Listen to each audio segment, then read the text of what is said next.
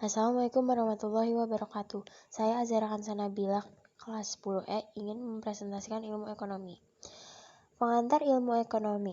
Ekonomi adalah ilmu sosial yang mempelajari perilaku manusia dalam mengelola sumber daya yang terbatas dan menyalurkan ke dalam berbagai individu atau kelompok yang ada di dalam suatu masyarakat.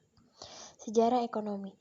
Sejarah ekonomi yaitu ilmu yang mempelajari tentang cara fenomena ekonomi berubah, dilihat dan diteliti dari sudut pandang historisnya. Lalu ada kebutuhan manusia. Kebutuhan manusia adalah sesuatu yang dibutuhkan oleh manusia atau keinginan manusia yang harus dipenuhi dan tercapai kepuasan rohani maupun jasmani. Lalu ada kebutuhan manusia. Kebutuhan manusia dibagi 3, yaitu ada kebutuhan primer, kebutuhan sekunder, dan kebutuhan tersier.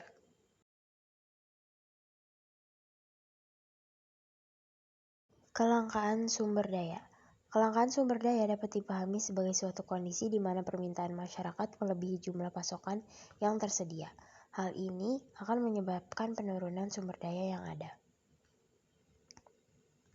Kelangkaan sumber daya juga dapat dibagi 2, yakni kelangkaan sumber daya alam dan juga kelangkaan sumber daya manusia.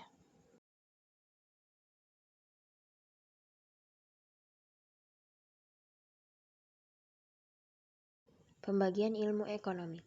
Ekonomi dibedakan menjadi 3 kelompok dasar, yaitu ekonomi deskriptif, teori ekonomi, dan ekonomi terapan.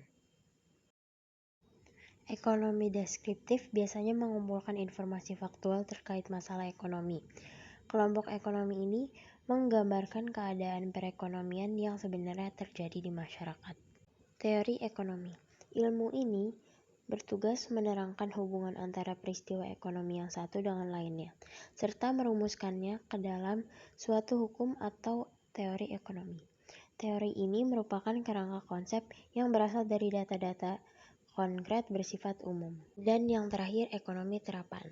Cabang ilmu ekonomi yang menggunakan hasil kajian ekonomi untuk menjelaskan fakta-fakta yang dikumpulkan.